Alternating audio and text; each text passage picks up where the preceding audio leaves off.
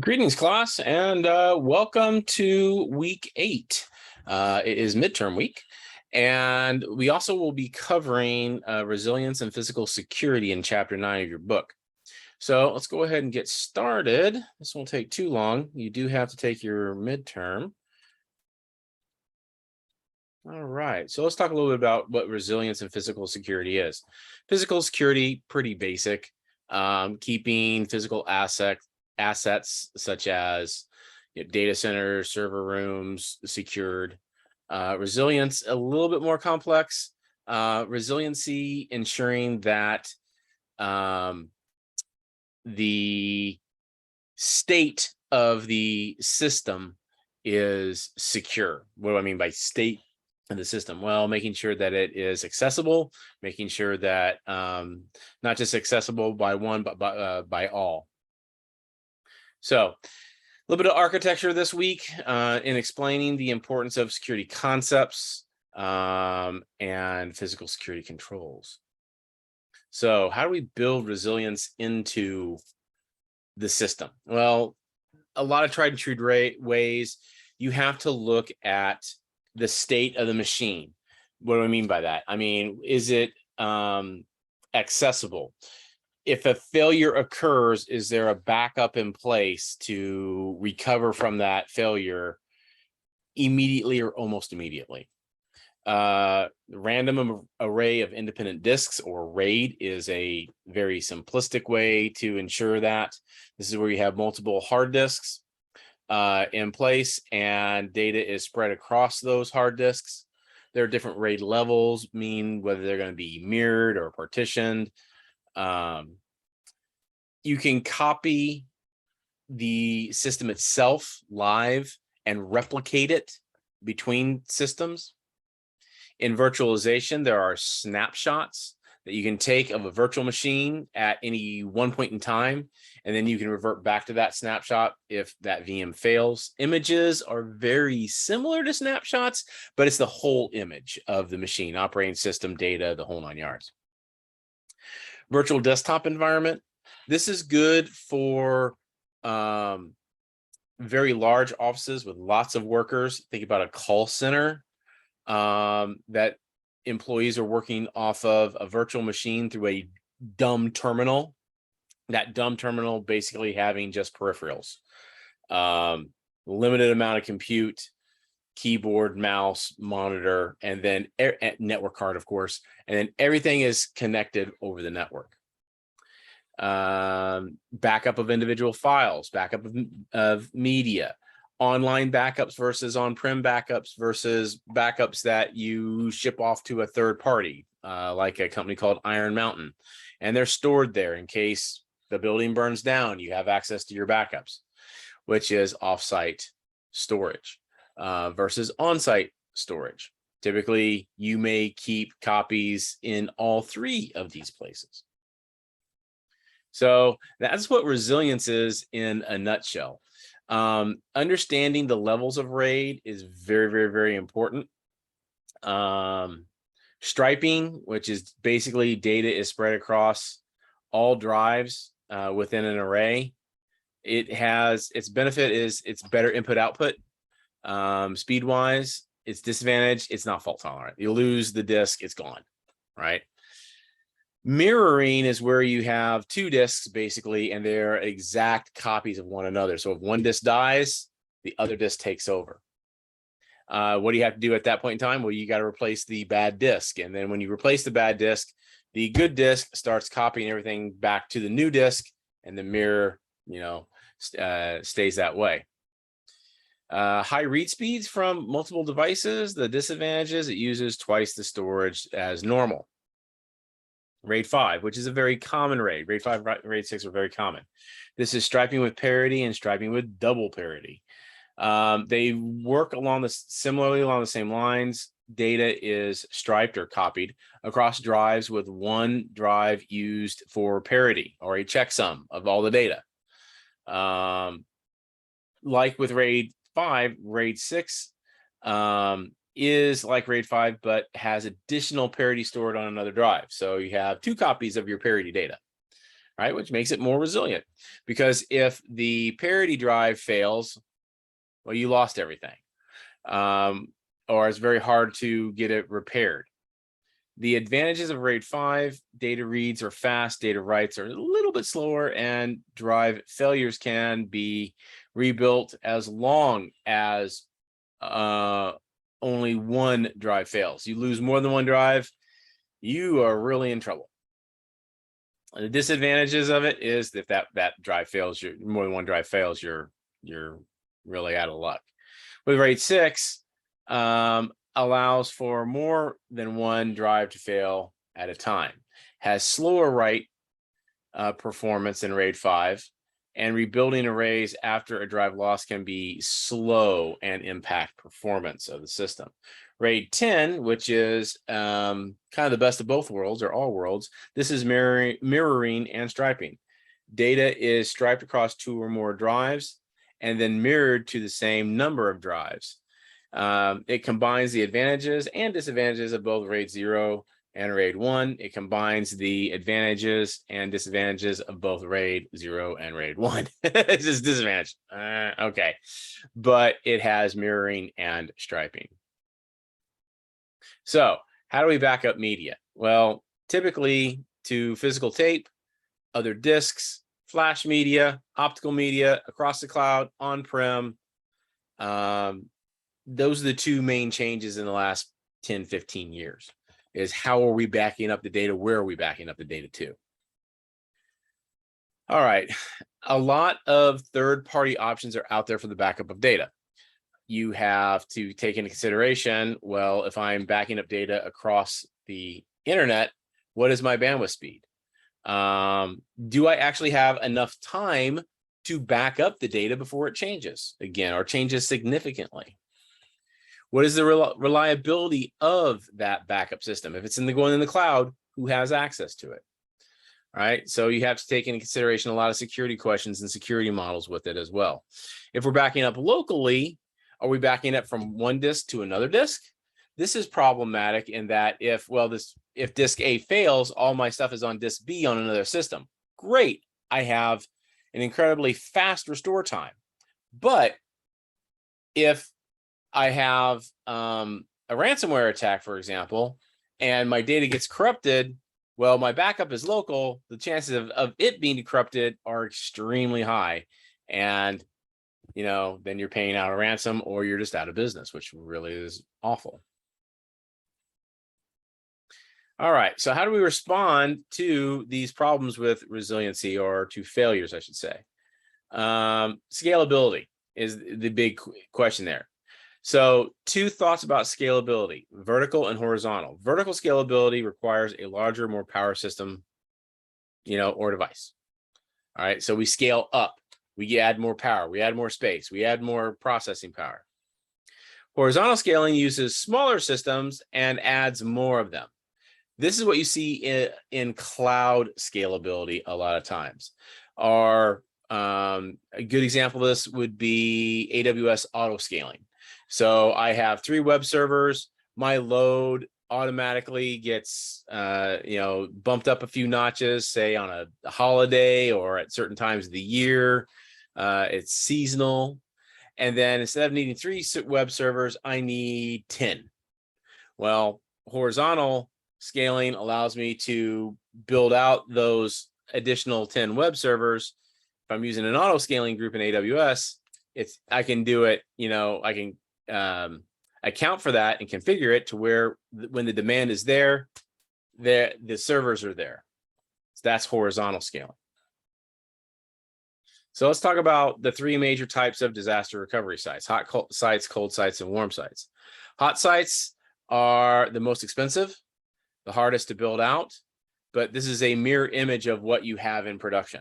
So if a meteor or an earthquake or a tsunami takes out your main site, the hot site is in a different geography, it can take over immediately for all your data processing. Cold sites are basically 4 walls and a power cable, our power outlet, a power strip, for lack of a better term. This is something where you have to move everything in and set everything up. and the recovery period is much longer. Warm sites is somewhere in the middle. So you may have to, you may have equipment there on standby. You may have to send folks there to power everything on and then take backups and restore everything to where you were at the time of the outage or the time of the disaster. So restoration order. This is really important in IT and system administration. So this is the process that we follow in order to take a cold site or a warm site and build it up to a production site. Restoring network connectivity and shells, that's important. Restore network security, firewalls, IPS, storage database, critical operation servers, logging and monitoring services, and then other services and applications as possible and as needed. All right, let's talk a little about site security, physical security. This comes in many different flavors, and you see a lot of physical security getting integrated into and with logical security. So fences, lighting, industrial camouflage, I like that. So industrial camouflage, you ever been driving down the freeway and you see this big, huge pine tree, but it's not a pine tree, it's actually a cell tower? That's a great example of industrial camouflage. Alarms, man traps, locks, fire suppression, signage. This is how we can ward off intruders. From a physical security standpoint, you have to take into consideration how it's integrated into monitoring systems. Great example, that might be CCTV, right? Where's the DVR? Where's the footage being stored? How long do we store the footage, right? How easy is it to get to the footage? This is an example of a bollard, right? So it prevents a vehicle from like driving up on the curb here, for example, or driving through a brick wall. Man traps are vestibules, I should say. You have a high security area. You go through this one space, and the door on one side has to be completely shut before the door on the other side opens. It can trap you in there. Typically, there are other types of physical security controls, badge readers, biometric readers that are in that man trap space. Security guards, these folks actually add the human element into it. They can make decisions that technical control systems cannot. They can validate an individual's identity, ensure that they only enter who has access to enter. And they bring their own challenges and risks and are relatively expensive. Yes, humans are expensive because you have employment costs that come with these. Cameras and motion detectors. When does the camera turn on? Does it turn on by motion? Does it turn on by light? Does it turn on by some other means? Where does it get recorded to? How long do you keep the recording? All right. And there are other types of physical sensors. Face recognition, again, that kind of falls back on biometrics. Motion recognition. You wouldn't necessarily have motion recognition in high traffic areas. You'd only have it in low traffic areas or on at certain types of the day, like after hours. And finishing up here, enhanced security zones and secure areas. These can be both physical and logical. Here they talk about a DMZ. That actually, this probably should come off the firewall, not off a switch outside of the firewall. That's kind of dumb. But you have your boundary router here, your DMZ systems, typically things that go on a DMZ, web servers, maybe an external DNS server, potentially mail gateway servers, not where the mailboxes are stored, but the mail server that is in charge of receiving and sending mail, other types of security systems, in the previous example, like a spam filter. All right. And last but not least, we'll talk about secure data destruction. So systems go bad, systems retire or get replaced. So how do you destroy them? This is really around hard drives and physical paper, right? So sensitive material can be burned, it can be shredded. Again, we're talking about paper here. Pulping breaks paper documents into wood pulp, removing materials. Pulverizing, this is what you do with can do with hard drives and external media, say like USB or things like that. And then degaussing, this is more of a magnetically wiping, taking a big block magnet, wiping it over a hard drive to where it scrambles all the data and completely destroys the hard drive. All right. So these are steps that you have to take to ensure the full destruction of any data before it gets sent to the scrapyard or sent to the dump or sent to recycling. This is to completely ensure that all data has been erased, scrambled, or is no longer retrievable from these devices. All right, so that's chapter 9, folks. I want to go over just a little bit here on cloud resiliency because this is a big deal in cloud computing. What it is and why it matters. I got this from Tech Target. So if you just do a Google search on cloud resiliency, this will be one of the links that pops up on the first page. In the cloud, it's very, very fast. Okay, because it is the cloud. You don't have to worry about building out multiple servers on your own premises. You could do it this way, but cloud providers have top of the line gear. The cloud resilience entails having strategic alignment of your systems so that they are never down, right? And you can add a lot of fault tolerance to them to ensure that they are never down. Or, like I said previously with AWS, they grow as you need them. Again, think auto-scaling group. Auto-scaling groups work in 2 directions. So as demand comes in, you get more hits to your website. You can build out more and more web servers to service that demand. And as that demand drops off, the auto-scaling group can contract and go back to an original number of web servers that were there, however you want to define that. It's also very cost effective because if you don't have to have a lot of physical servers in place, sucking up power and be able to expand them in the cloud elastically, you're going to save a lot of money.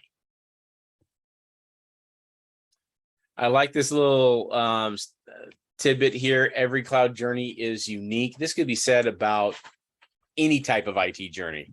I've worked in this industry for 30 years, never seen the same setup, exact same setup at any 2 companies I've ever worked for. They've all been slightly different or majorly different. Resiliency starts with strategic alignment with your key business stakeholders, planning and executing with an architecture that supports true resiliency, and having a strengthened disaster recovery plan. That is where resiliency and scalability really shine. So a lot of you may go and work for organizations and companies, and one of your first jobs out of the gate, or if you go and do this, and I see a lot of interns get this job too, might be reviewing the disaster recovery plan and making sure it's in alignment with what is there. Or if there is no disaster recovery plan, helping to write one, working on a project team to write one. Okay. So the last thing I want to talk about here is we've done a lot in TryHackMe over the semester. We've done most everything on the free tier. I don't have any assignments or homework that are outside of the free tier, but there are other really great rooms in TryHackMe, and they have an entire cyber defense course. But you have to, for example, you have to be a member, a paying member. I am a paying member. It's not that expensive. It's, a few dollars a month. And